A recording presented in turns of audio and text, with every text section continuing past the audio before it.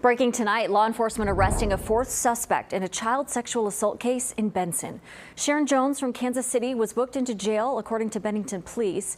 She's accused of tampering with a witness. Alec Jones is in jail in Minnesota awaiting extradition to Nebraska.